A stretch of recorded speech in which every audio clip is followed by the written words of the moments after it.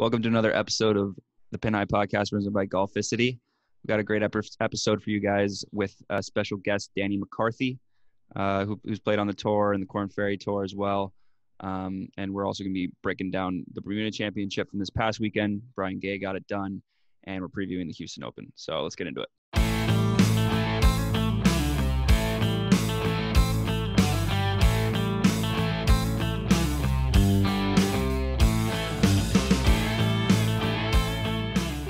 Okay, so just a little disclaimer.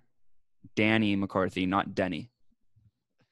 Not Danny McCarthy. Not to be confused with. But Brian Gay got it done in Bermuda this week. The weather there looked really, really difficult.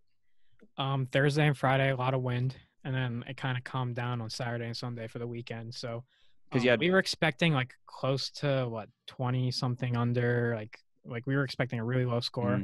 The winner ended up being 15 under, I believe. Yeah. So it got a little bit easier on the weekend, but first 2 days was really windy, and the wind gets these guys.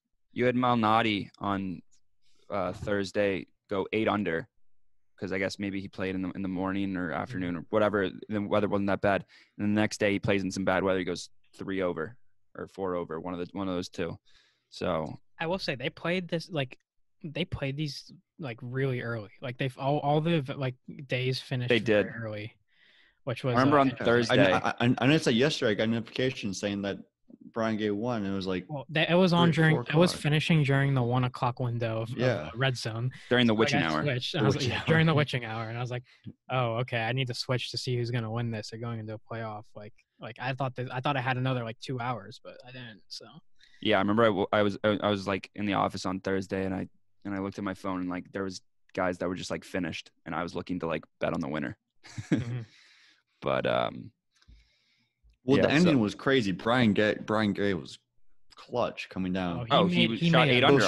Both those shots in the playoff and the regulation. Unreal. Playoff, that putt that he made was insane. Yeah. Like ice in his veins. He made the putt, and then I was like, well, Wyndham Clark had like a shorter putt. Like Brian Gay was out, and he made the putt. I'm like, well, even though he has a shorter putt, I think he's going to miss this just because he's like wasn't expecting Gay to make that putt. So just exactly what happened. And his shot to go into the playoff was like side hill lie. He said after he hit, he said go in, and it like literally was like 2 feet left, or like less than a foot from the cup. And you couldn't have two more different golfers in the playoff. Like Brian Gay is like a finesse guy, like a very good ball striker. Like, he's one of those guys, shorter hitter.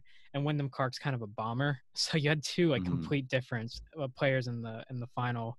That's golf on the 18th hole, and like the announcers like, yeah, I think Wyndham Clark has the advantage here on the 18th. Like, longer hitter. Like he's only gonna have like a wedge in. Like Brian Gay's gonna have a little bit more in, and like Brian Gay ended up pulling it out. So good for him. That's go for you. You can have anyone can win any given day, pretty much. Just a nice little long hitter, short hitter, doesn't matter. Flex for you here. I told everybody to pick Brian Gay last week at 6,300. In my I was like telling someone, I was telling what my lineup was. I didn't technically pick him in the DraftKings picks.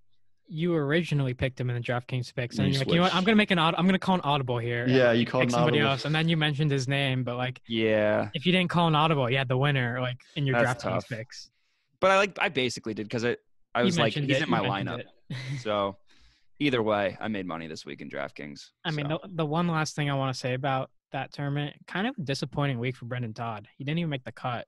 Defending champ, like we all thought he was gonna play well, and he played pretty bad. Yeah, he was 4 over. People have their weeks, maybe. And Brendan Todd might have had the year of his life, and maybe I hope he keeps playing well, but we'll see. Yeah. So that was a waste of salary on him, but I still made money. So before we get into the betting, we did cover this in the interview with Danny McCarthy, but we didn't really say our opinions that much. So our Monday hypothetical is how cold is too cold to play golf, and also what's the coldest weather you've played in. Right. So and I'm going team. I'm going 20. I'm going 20s is like too cold. 20s is too cold. If you 20s see it, is very cold. I've played in the 30s. That's the lowest. I played Longshore, which is right on like the ocean, right on the Sound, for a high school match at like 4:00 in the afternoon, and it was windy, basically snowing, and it was probably in March, freezing. right? Yeah, in March it was freezing, and we still played, and we all of us like shot like under like 40. It was like we played really well somehow, but it was miserable. That's probably the coldest I remember being playing golf. I don't think there's a too cold. I mean, obviously, like if it's 20 degrees, I probably won't be like, oh, let's go to the golf course. But like, if someone asked me, I'd be like, maybe. If I have to wear if I wear a beanie on the course, I know it's cold. But if I have to wear like if I'm wearing like a winter jacket or something, no, that's not worth it. If you have, if you can't comfortably play in like a pullover, a little something like under that, and then also like you can wear like some Under Armour gear. I would say I'll wear some Under Armour. But if you have to go past like a pullover, like or like a heavier pullover, even like a hoodie, like like the hoodie, the hoodie with like an Under Armour is probably as far as you can go. I mean, I don't like golfing with too much before you're restricted. Before it's just not fun. I will say we are big proponents of winter golf because we are when we go out at Silvermine, like there's no one ever out there, and it's kind of great. Like, because I mean, we're college students. We don't go to school for like 6 months out of the year, and like 2 of those months, or like a month and a half of that, is pretty much like during the winter. I mean, I'm telling you right now, I'm looking forward to some December golf. Like I've been looking forward to it for a while. Well, yeah, I mean, it's like we just get to go out there. There's no one else out there, and it's just like it's nice to do that. Like it's nice also global warming has been quite kind to us. Yeah, quite kind. Golfers love global warming. That's true. We do. Mm-hmm. We do. I mean, it's snowed overnight in Syracuse, and it's supposed to be 70 on Friday. So, I mean, as far as my friends are freaking out tomorrow because I'm playing at 9 a.m. tomorrow morning. There's gonna be 48 degrees, and some of my friends are freaking out. So by 10, it's probably gonna be like at least 55. No, it'll be fine. Like half of us are from New York or like further north, and the rest are from the south, and so half of us are freaking out, and half of us are like, it's gonna be fine. We'll be chilling. Yeah. So it's not bad. So pretty much, and then that pretty much covers the Monday hypothetical. So before we get into betting, we're gonna transfer you over to the interview with Danny McCarthy. It's a pretty good one. I enjoyed talking to him. So we're gonna swing it over to that. So today we've got Syracuse, New York's very own Danny McCarthy. Thanks for coming on the pod. Yeah, thanks for having me. My pleasure. So just a little background. One of my bosses at the Central New York PGA is friends with Danny here. Caddy with him on tour for a bit, right? Yeah, many moons ago, but yeah. yeah. That was like the 2010 U.S. Open at Pebble, right? Yeah, gosh, it's 10 years ago now. Wow. Yeah, he's told me a couple of stories from that, but we'll get into that later. So I know the Korn Ferry Tour season just ended. So what are you up to right now, and like when do you start thinking about your schedule for next year? To be honest, I haven't been doing a whole lot of anything the last 3 weeks. Just kind of getting into a routine with my off-season workouts and stuff like that. Trying to look like Bryson DeChambeau when I come back. Right. Of course.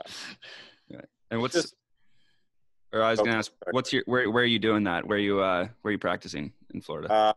I live down in West Palm Beach, and I go to a gym called Coastal Performance. I've been with those guys for probably 4 or 5 years now. So every year we just try to iron things out and get a little stronger and, maintain some mobility and stuff like that. So that's mainly been the focus the last 3 weeks. I just dusted off the clubs today for the first time, and since we ended. So I'm going to start practicing again this week, just kind of get ready. But it was important for me to take a little time off. It was the season starting in June was pretty condensed, all the way through.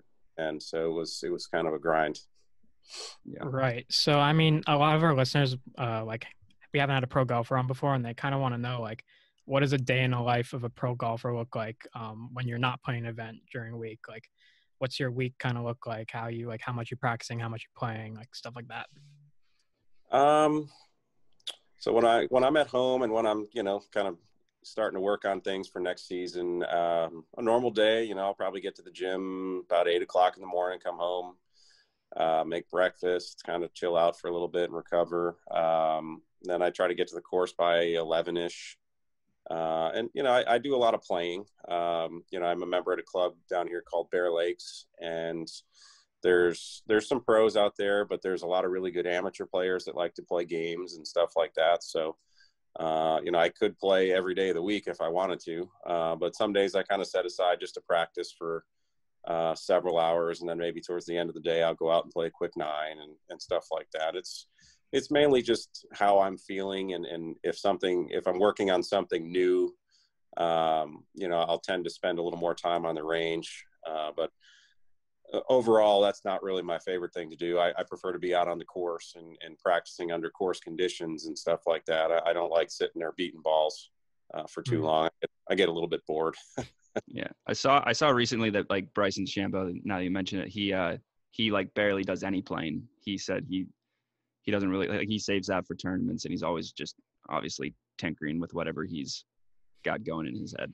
But he's obviously just a different, he's like one of a kind, weird breed. He certainly is. I have a lot of respect for him. He owns his whole process, and obviously it works. He got a major championship this year, and he's probably top 3 in the world rankings at this point. I'm not sure what he's all the way up to, but he's, certainly in the discussion for one of the best players in the world right now.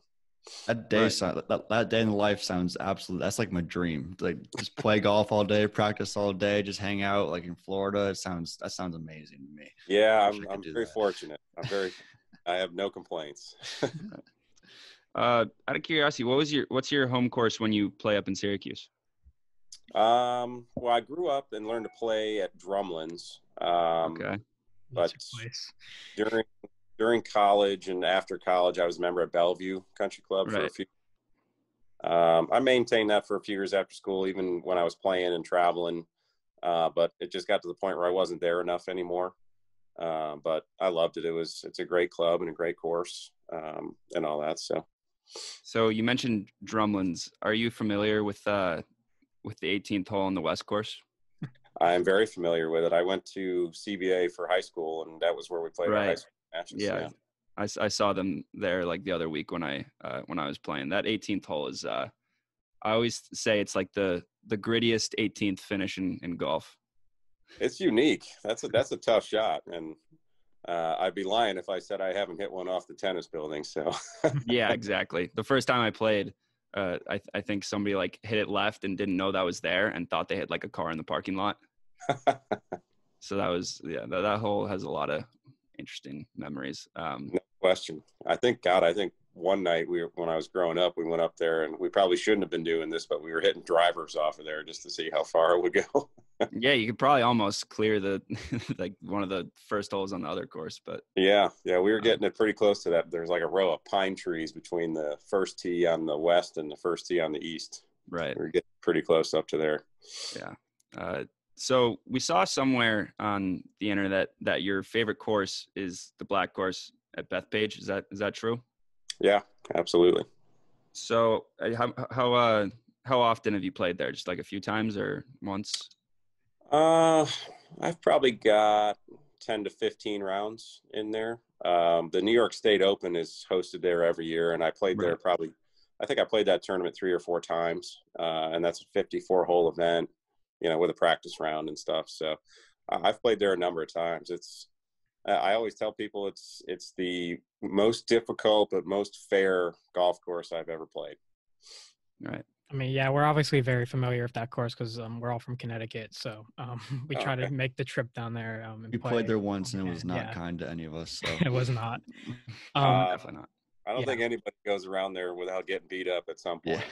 Yeah, we didn't even play the tips, so that goes to show. I mean, as an amateur golfer, that first tee shot like with the like everything's behind you, like people are just walking by, like looking at you, and like we're all just standing on the first tee, just like shitting our pants because like it's like like we don't want to shank the ball, like we just want to put it in play. So Yeah. it's definitely an interesting experience for an amateur, at least.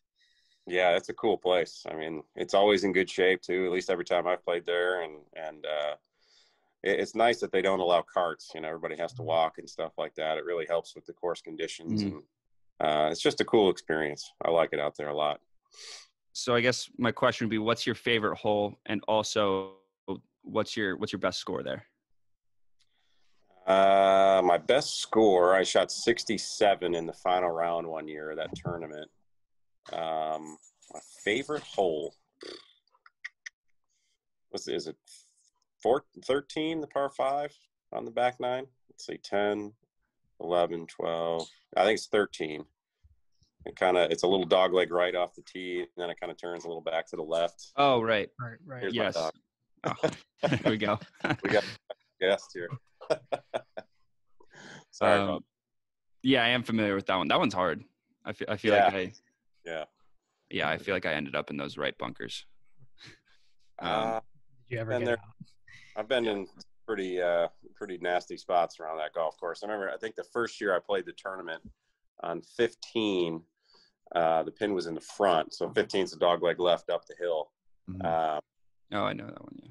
I plugged in the face of the front bunker, and I'm pretty sure it took me 4 shots to get out. I think I made it quad. Wow. Yeah, I feel like that's one of the. I mean, I remember, obviously it plays differently during a major, but I remember the rough was specifically deep on that hole during like the 2019 PGA that they had it there. Probably, yeah. I feel like that was playing as one of the hardest holes that during that. But that's definitely a tough hole. Yeah, it's kind of an awkward angle off the tee. You have to hit a draw to kind of comfortably get it into that fairway. And if you don't hit it in the fairway, you got to lay it up, because if you try to advance it up near the green, you could get yourself into some trouble pretty quick. Yeah. So speaking of, venues kind of like Bethpage, Joey's telling me how he caddied for you at Pebble in 2010. And he mentioned a story. He told me a story involving Phil Mickelson, like telling you to hit before him or something like that. And like, there's a big gallery. Do you want to tell that story? Yeah, I'm going to have to, let's see. I think we were on where were we? I think we were on the 16th green, maybe. And Mickelson was on the 3rd hole and hit just like this awful wayward drive, no surprise. Yeah. And I think he was like somewhere near our green or something like that. And I was getting ready to putt, or I can't remember, but he kind of like looked at me and pointed at me to go. And I was like, oh, no, you go. The crowd, there's tons of people, like you said. It was a kind of cool, it was a cool memory. But yeah, he wanted me to go first. And I'm like, no, sir. After you. I mean, that's Phil for you. Yeah. He seems like a good guy. I haven't met him or spoken to him personally, but he was a gentleman out there on the course for doing that. But right. I definitely let him play away first. Yes. So you played obviously Bethpage. Love Bethpage. You played Pebble and you played Winged Foot this past fall. What is the toughest course? Like, would you say Bethpage is still the toughest course you've ever played, or is Winged Foot up there? What's your opinion on that? The course set up for Winged Foot, being a U.S. Open, is probably the most difficult I've ever played. Bethpage, with the same conditions and the same kind of rough, that's a tough call to pick one that's more difficult than the other. I don't know. The rough was just so gnarly at Winged Foot that it was, you could miss a fairway by a foot and have to hit a wedge down the fairway. I never experienced that at Bethpage. The New York State Open, they had it set up fairly difficult, but the rough wasn't stupid. Mm-hmm. You could actually advance it up near the green. Yeah, Winged Foot, I remember I missed a fairway. I was literally 2 inches off the first cut. And if I was in the first cut, I would have been fine. But since I was in the rough, I had 214 to the hole on a par 4, and I had to hit sand wedge down the fairway. I'm like, this is crazy. So would you say that Bethpage is set up like more fair, like you said, than Winged Foot might have been? I guess the greens at Winged Foot are insane. I mean, the 18th green, you can't really tell on TV, but it looks in the front of that green, it looks like there's a school bus buried in the front. Bethpage, I think, is a bit more difficult from tee to green. And once you get on the greens at Bethpage, they're pretty flat with the exception of a couple. So around Bethpage, if you can hit it in the fairway off the tee, I think you can score a little bit better. The greens at Winged Foot are significantly more difficult. And couple that with how nasty the rough was, that's definitely the hardest setup I've ever seen. If I played both on an average day with a typical like member setup, I think Bethpage is probably harder. Right. No. Speaking of the 18th green at Winged Foot, I was watching it like when you were playing, and like when something happens, obviously they like switch to people and all that stuff, and like they switched to you, and I'm like, oh, he must have hit a great shot here, and you ended up holing out in the 18th hole. So I mean, where does that rank among like your career shots and stuff like that? Like, is that the best moment of your career, or is there something else that's happened to you? It's probably the most publicized. That was awesome. I couldn't even see it go in. That's how elevated the green was. There was probably 20 or 30 volunteers behind the green. That's the only way I could tell. But I had some friends record it and they sent it to me so I could watch it after the fact. And that's really, really special. Best moment of my career. I wouldn't say it's the best moment of my career, but it's one heck of a memory. That's for sure. If not moment, definitely one of the better shots. Mm-hmm. Yeah, that was under the circumstances. Yeah, that was really cool. Yeah. What else? Greg, did you want to? Honestly, off the top of my head, before we get into the last question, I feel like I would like to ask pro golfers this question. How many hole-in-ones do you have in your life? Pretty sure I have 8. I have 8 holes in one, and yeah, that's crazy. Any double eagles? I've got 1 double eagle. It wasn't in a tournament. It's just at my home course down here in Florida. A bunch of years ago now. I hold a 3-wood from 250-ish. And honestly, it wasn't even that good of a shot. I kind of got up there and was looking in the bunkers around the green on this par 5, and the hole happened to be the last place I looked, and sure enough, it was in. There you go. It was pure luck, absolute luck. What, do you just like run it up there, or? Yeah, I kind of the hole itself kind of doglegs a little bit around some trees, so you can't see the green, and I just kind of hit like a little bit of a flat toe draw, and the pin was in front. And, it came in kind of low, kind of hot. And I'm like, it's got to be, I didn't see it in the front bunker. And I'm like, okay, it's got to be in the back bunker. And it wasn't there. And there was a pitch mark, I don't know, a step or 2 onto the green, and the pin was in front. And I'm like, oh, maybe it went in the hole. And sure enough, we go up and look at the hole, and it was in the hole. Yeah. That's awesome. Kind of like a dream. Yeah. Like I said, it wasn't that good of a shot. It was so lucky. So every week on the podcast, we do something called the Monday Hypothetical, and pretty much we go on our Instagram, we ask a question to the followers, and they they comment and respond. And since this week you grew up in Syracuse, obviously Syracuse is known for like their colder weather. So the Monday Hypothetical this week was, what's the coldest weather you've played golf in, and like what weather is too cold to play golf in? Coldest weather. I can distinctly remember it. It was, I was playing a college tournament. I think it was my freshman year. We were in Ocean City, Maryland. So we were actually quite a bit further south than Syracuse, but the golf course was right on the ocean, or right on the water. I don't know if it was the ocean or not. And it was probably 32 degrees and blowing 20, 25 miles an hour. It was so terrible out there. It was so terrible. One of the guys, I can't remember what school he was from, but he quit after 13 holes. He just walked off the golf course. I was stunned. I've never seen anybody in a college event just quit playing and walked off the golf course. So I can't imagine he traveled to the next event after that, but that was a unique experience. It was absolutely miserable out there. How'd you play in that event? I actually won that event. Okay, so you're cold weather guy right there. That's one thing I tell people is when we get to a tournament and the weather conditions are really bad, I tend to do pretty well. A lot of these Southern boys, they've never seen anything like that. So when it's really nasty out there, I tend to kind of buckle down, and I don't necessarily enjoy playing in that kind of stuff anymore, but I tend to do okay. I've had some really good tournaments in some just awful weather. So. Would you say you're a good wind player? Yeah, for the most part. South Florida is extremely windy in the wintertime especially, and I've been living down here for 10, 12 years now, and if you don't figure out how to play in the wind down here, you're gonna struggle. And I've played mini tours for years down here, so I've learned to play in some pretty nasty wind. Yeah. Interesting. Yeah. Well, thank you for coming on the podcast this week. That means a lot to us. Time, guys. Pleasure. Good talking to you. Yeah. You guys too. Take care. Yep. Thanks. You got it, guys. Thanks. Thanks for coming on. Yeah, my pleasure. I heard it snowed up there today. Is that true? Or? Yeah, it's snowed overnight.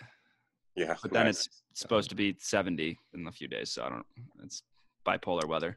Sounds like Syracuse. Yep. All right, guys. Yep. All right, thanks. Again. Yep. Take care. All right. So thank you to Danny McCarthy for coming on to the podcast this week. That's our first tour player.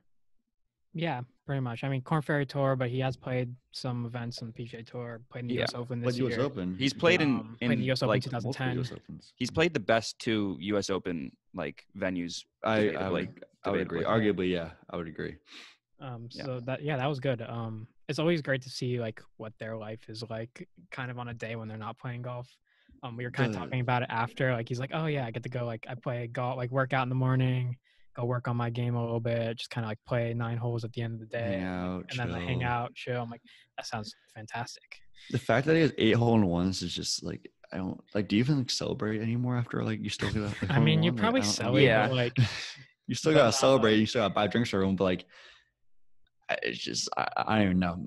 I'm always curious to see like that question. Like that's a question that we should ask every like if we ever have a golfer, like more pro golfers on, like we got to ask everybody, because like you play golf every day for like I don't know, like 20 years, 30 years, like depending on how old you are. It's gonna happen. It's gonna happen. So I mean, maybe, probably still not. It's great. Like the guy at my club, Silver Spring, the best player at our club, has never had a hole-in-one. Yeah, so I'm curious to see the answer to that question for other pros. Like, do people not have hole-in-ones? I don't know. Yeah, and any confusion as to what we were kind of talking about, like of how we got him on?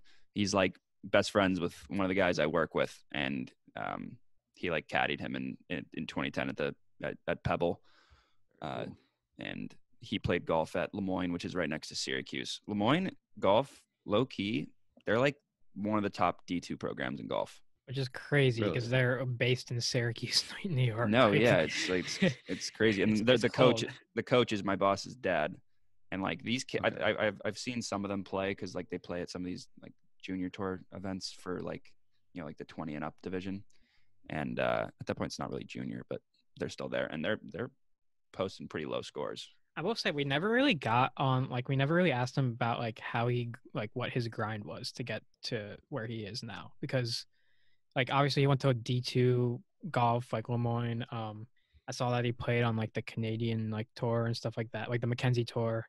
Obviously the Korn Ferry Tour now. Yeah. We talked more about some, like, bigger picture stuff, but, it was a good interview. Great interview. That was very nice. So let's get into betting. Jake, you want to talk a little bit about the course? So, I got nothing in the doc here, so that's going to be interesting. Houston Open Memorial Park Golf Course. Was kind of doing a little bit of a read up on it. Very similar to the Sherwood Creek where Zozo was, right? Yeah, similar to Sherwood, but longer. It's 74-32. It's par 72. There's a couple of really long holes. There's a 625 yard par 5, which is the 8th. There's going to be a 237-yard par 3, which is the 11th. And they're saying that the hardest hole might be the 18th hole, which is a 503-yard par 4. Kind of like there's not a bunch of bunkers on this course. Kind of they said the architect took advice from Brooks Koepka, who said to like take out some of the bunkers in front of the greens and kind of make these like little like undulations and like grassy collection areas instead of bunkers. So not as many bunkers. I guess, I mean, the rough's going to be, it's not going to be US Open rough, but it's going to be somewhat tough. I mean, I think hitting the fairway is kind of important this week. Obviously, like the accurate, like long hitters, it always like every course plays to those players. Like if you are a good ball striker who hits the ball on, like you obviously have the biggest advantage. But a hot putter could easily win this tournament this week. So I would look into that. Okay. So high salary guys.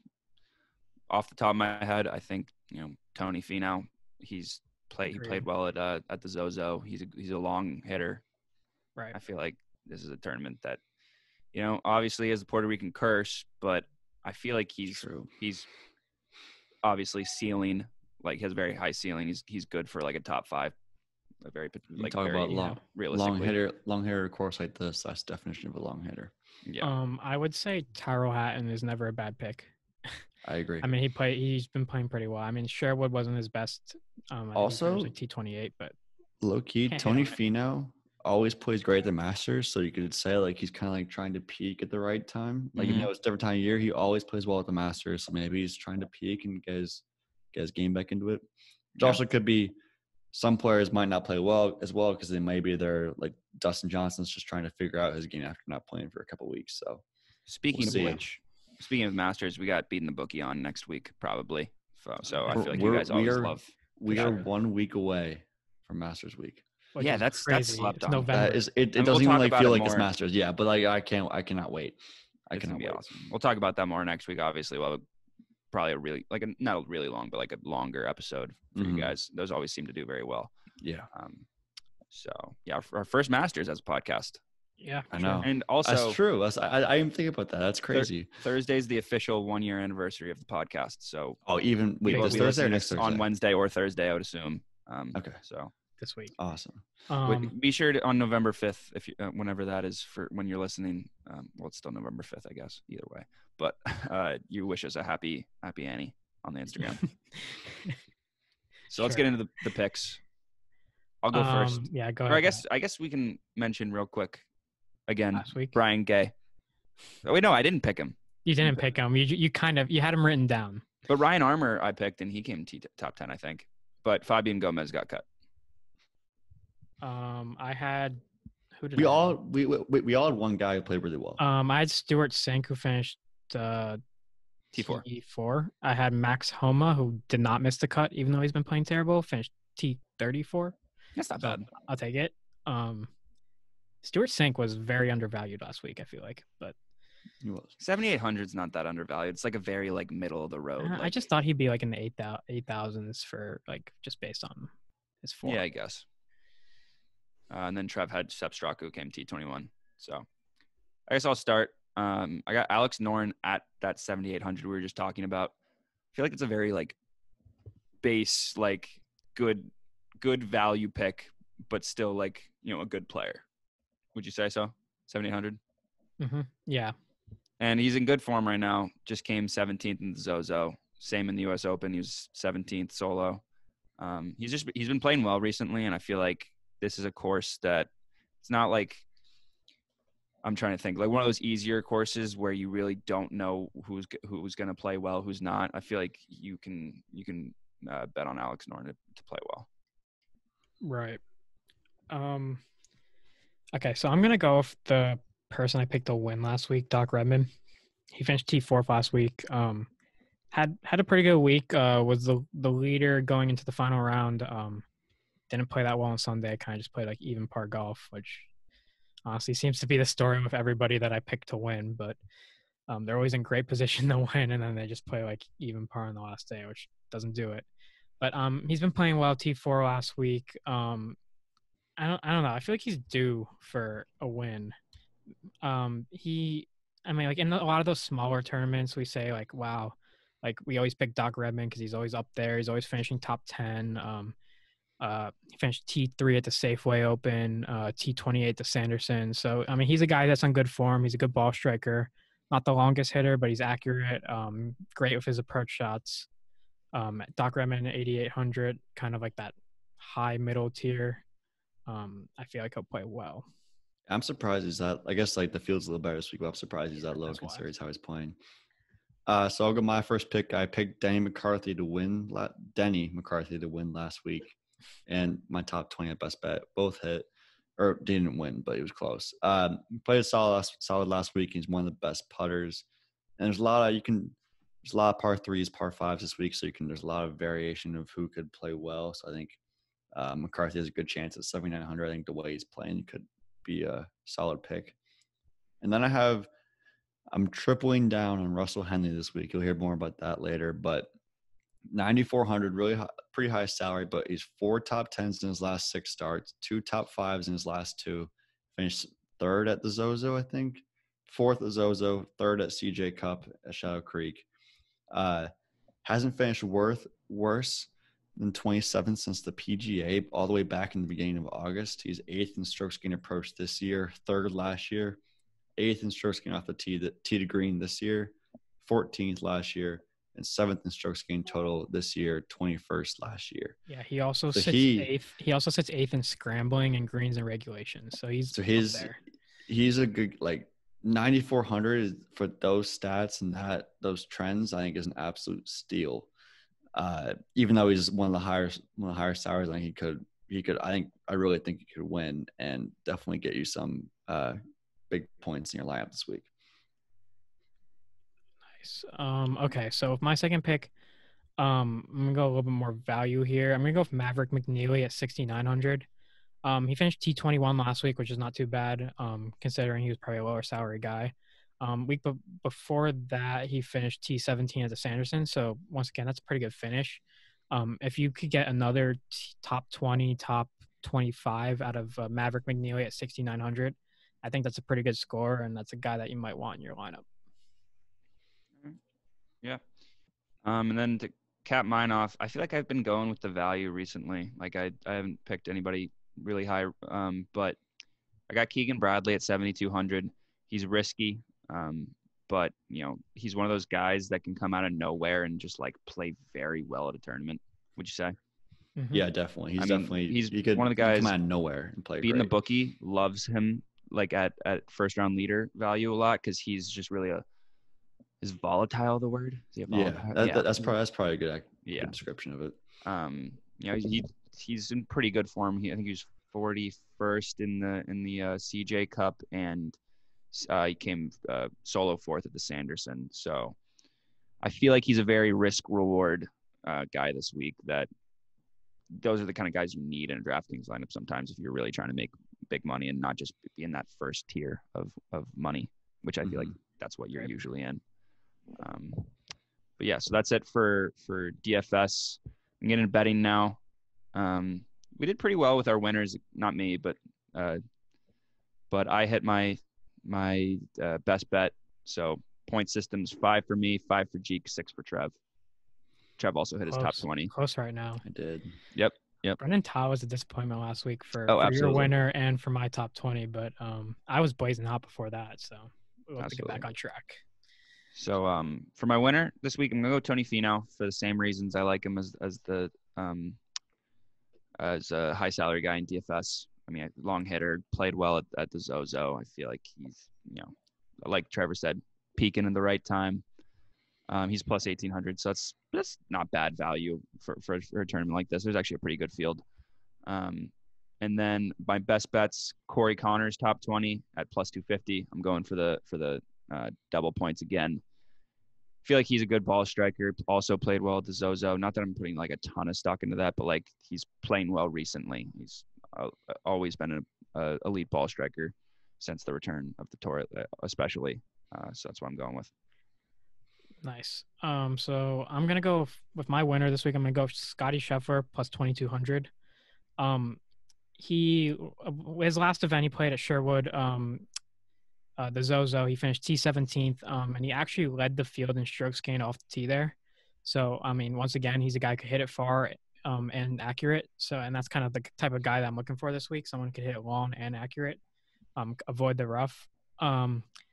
Before he had COVID, which made him miss out on the U.S. Open, he was kind of on a heater before that. I mean, coming on this year up until the Zozo hasn't been that great, but he's tuning up for a major. I'm sure he wants to play well in the major like everybody. He played well at the PGA this year. I mean, he was on a heater before at the end of the 2020 season, so I'm kind of looking for him to get that form back. A 5th at the Tour Championship, T20 at the BMW, T4th at the Noren Trust, T4th at the PGA. I mean, he's a quality player, and he's the exact type of golfer I look for in a winner this week. So I'm gonna go Scotty Scheffler, and then for my my best bet, Tony Finau, top 20, who actually turned out to be Pat's winner, plus 110. I mean, I feel like he's been on fire lately. Plus 110 is pretty good for a Tony Finau top 20 who seemingly has finished top 20 every week. Might even sprinkle a top 10 on him this week, but I'm looking to get that point. So top 20, Tony Finau. All right, so like I said, tripling down Russell Henley. So I'll go Russell Henley as my winner, plus 1,600. Like I said, 4 top 10s last 6 starts, so he's due for a win the way he's playing. Arguably, probably the hottest player in the field this week. So I like that. And he's not even the betting favorite, so I like that value a lot. And best bet, Russell Henley top 30, minus 137. I feel like minus 137 is like the last like step before you get to minus 140. It's like, that's not as good. Exactly. Like those top 30, I see the minus 130. Bets, I like it. Those top 20, top 30 bets are always minus 137. I don't know why it's minus 137, but they're always minus 137. They are. And this guy hasn't finished worse than 27 since August. Let's hope you don't curse like Russell Henley. Knowing my luck. You tripled down on him, and then he played terrible, and like he just doesn't play well the rest of the year. Want to hear something? First round leaders. First one I'm going with. Russell Henley. We love. We are Russell. Like we this. are. This is Russell Henley. This is arguably like this is the early contention for Player of the Year, Pin High Player of the Year already. He's definitely in third. 3,300. Yeah. He's definitely like he's on the bubble because since we haven't like talked about him before this, but like now that we did this, on the other first round leader, I think I got a good one. Sky Scheffler would be a good one, but I think I'm gonna sprinkle Sergio Garcia. Plus, he's been kind of hot. He could post an 8 under. He won an event a couple weeks ago. I think he could get hot. Long hitter. I mean, if he gets hot with the putter, you never. I mean, look out for Sergio. Plus 4,500. Okay. I mean, Masters is coming up next week. I mean, that's Sergio true. Won a Masters. He's trying to peak too. I mean, I don't know. I would. I don't know. Kind of just a random pick, but I like it. Yeah. All right, so let's move into birdies and bogeys to cap off the week. Bogeys, birdies. I went to Cooperstown this weekend. I saw that. Yeah, it was absolutely dope. I mean, it was the first time I realized like we're actually getting somewhat old because I was like, wow, I haven't been here in 9 years, and I was still only 12. I was still like already 12. So like, I don't know, but I haven't been there. I don't think I've ever been there. It's a dope town. The Hall of Fame's obviously cool, but like we also went to like a distillery, got some like whiskey called Spitball. It was awesome. It was like cinnamon spice whiskey. That's an all-time name for an alcoholic. Oh yeah, it's because it's in Cooperstown. It's the Cooperstown Distillery. But yeah, shout out to Cooperstown Distillery. You can order some of their stuff online. Like Spitball, I will recommend. It's like a way better Fireball. Interesting. So like, I feel like it's a big golfing drink too. Fireball, like at the turn, like taking Fireball shots. So if any of you guys are looking for a new alcohol, I may or may not. I feel like I did that one time when we played it. I ripped some of those shots on Halloween on Saturday. But yeah, that was a cool trip. There was also a cool brewery we went to. Bogeys, and we don't even get a bogeys, but I don't know. I lost money, I guess, this week in DFS because I also did a $10 NFL one. Oh yeah, tough. I'll go next on mine. My bogey. I mean, I played golf more recently, but my friends have beaten me because they're scheming me out of getting a lot of strokes. They're sandbagging you. They're sandbagging me, and it's pissing me off because I can't argue with them because I'll just freak out. But they're sandbagging me, and I keep losing, and it's getting really annoying.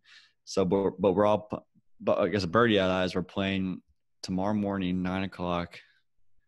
8 of us going out. It'll be 18 holes. No classes tomorrow because election day. So it'll be. Oh, I need to vote. Everybody remember to vote. Yes. Even though this comes out on Wednesday. Yeah. Well, hopefully you remember to vote. You voted for won. Yeah. Which, probably won't, considering not everybody can win. Yeah. But I'm looking forward to playing tomorrow. It'll be a lot of fun. And then we're 1 week away from Masters Week. I can't stop saying it, but it's finally starting to get into my head, and like it really still hasn't gotten in my head. It's like it hasn't next week. It's literally just now starting. I'm just now starting to realize that the Masters are next week, and it's gonna be amazing. Yeah, it's crazy. Should have a Masters party. I'm definitely. Problem is, my friends are gonna watch football. What attire would you wear to a Masters party? Red shirt, black pants. Red shirt, black pants. Or would you wear like all white? TW. Would you all wear white? All white would be cool. All white would be cool. White and green. Just wear your golf on Halloween. No, okay. So you can either wear white and green or black and red. It's one of the two. One or the other. On Halloween, I don't have a solid red shirt. I really debated going to Dick's and buying a red shirt and black hat. And they have the TW hat everywhere. I really regretted not having a mock turtleneck.